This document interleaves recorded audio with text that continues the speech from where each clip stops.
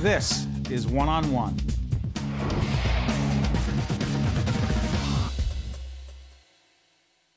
George Morgan is a retired teacher, co-chair of the Environmental Education Committee of the Friends of Edwin Forsythe National Wildlife Refuge. How you doing? Oh, pretty good. You're not a retired teacher. When did you officially retire? After 36 years in the classroom? Close to 5 years ago. Except you were on the couch for about a week, and what did you realize? This isn't for me. We're about to see a piece of video in a second about the organization. Tell everyone what the Friends of Edwin B. Forsythe National Wildlife Refuge is all about. What is it? It's a volunteer organization. We support the Edwin B. Forsythe National Wildlife Refuge in educational programs, class trip visitations. You were volunteering when you were a teacher? Yes. For these guys? Yes. 36 years in the classroom. So Mr. Morgan, who is also a track and field coach, loves it, passionate, one of the many great teachers as part of this initiative. We're doing Classroom Close-Up in cooperation with our partners at the New Jersey Education Association. Take a look at this video, tells you about the organization and tells you about this guy, and then we'll come back to talk to the retired teacher. We'll be back after this. Who remembers the big oil spill in the Gulf of Mexico? It was some job to try to clean up, wasn't it?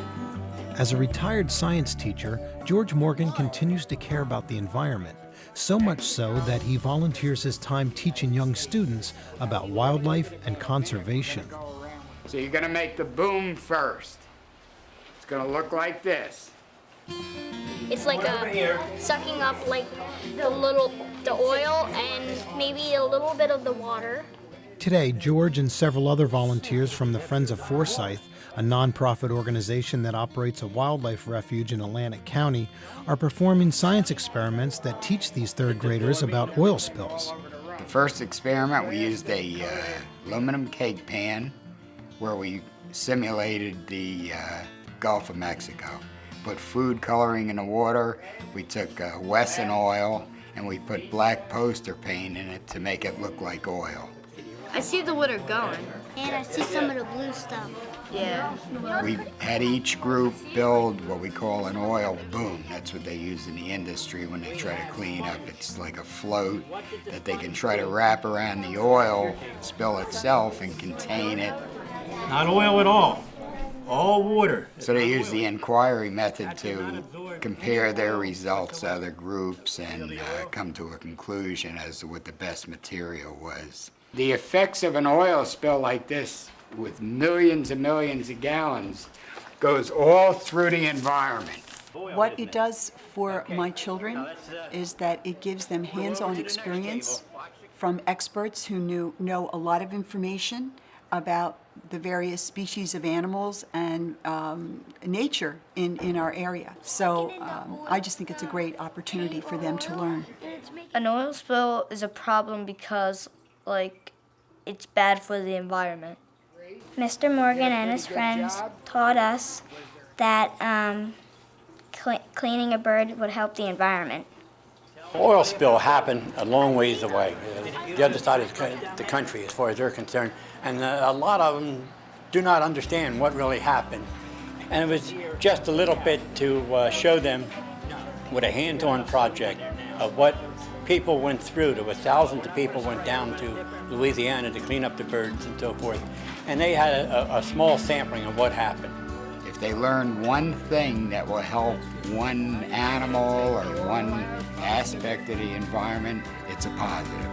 And imagine doing a whole bird. This is just one feather. How much do you love being in front of those kids? It never left since I left the classroom. What do you mean? Every day is just as exciting as the next. It was nice to do labs such as this where the kids, you saw them cleaning up the bird feather.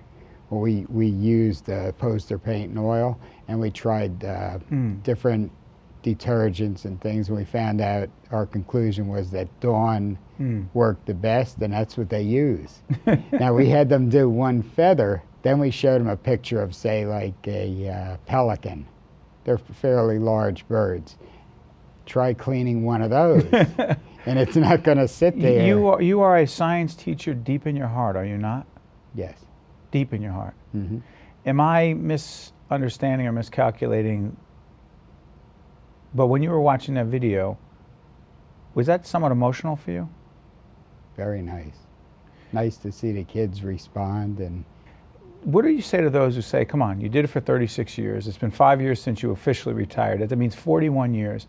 How could you still get the same gut, visceral level reaction to see kids when they're learning and their eyes are opening up and they understand and you help do that? How could you still get that deep, deep emotional reaction? How do you do that? it's different with every student. It's different with every group. And as you feel out the situation, you try to contact and work with what their interests are. Is that the key to being a great teacher? I try to put myself in their shoes. What do you mean? As a student, I don't know about this topic. Please help me to understand. And you try to convey that message the best you can. Is there a place for retired teachers to continue to make a contribution as educators? There are I know of a lot of things like what I'm doing. There's Right. Down in Ocean County, we have a lot of openings. We have the Caddis Island. They're always looking for volunteers. There's another nature center in Tuckerton. It's Tuckerton Seaport, always looking for volunteers to help and do basically the same things that we're doing there. Before I let you go, I'm going to ask you this. What do you say to those who really don't know and appreciate the value of public school teachers? What do you say? What's the impact? It's kind of a tough thing now. The public may be getting different views. Well, what do of you say? What do I say? I think we do a fine job. How I think- important are teachers in children's lives? Very important. You look at, I mean, I've seen students of mine go on and become doctors. I've seen, and it's a personal pride to meet up or to hear from a parent, oh, you were my son's teacher and he's... Well, you make a big difference. Thank you. One-on-One with Steve Adubato has been a production of the Caucus Educational Corporation, celebrating 25 years of broadcast excellence. Funding has been provided by the New Jersey Education Association, Wells Fargo, the Adler Aphasia Center, PSE&G, the law firm of Gibbons PC, Horizon Blue Cross Blue Shield of New Jersey, Bloomfield College. Transportation provided by Airbrook Limousine, serving the metropolitan New York, New Jersey area. One-on-One with Steve Adubato has been produced in partnership with St. Joseph's Healthcare System.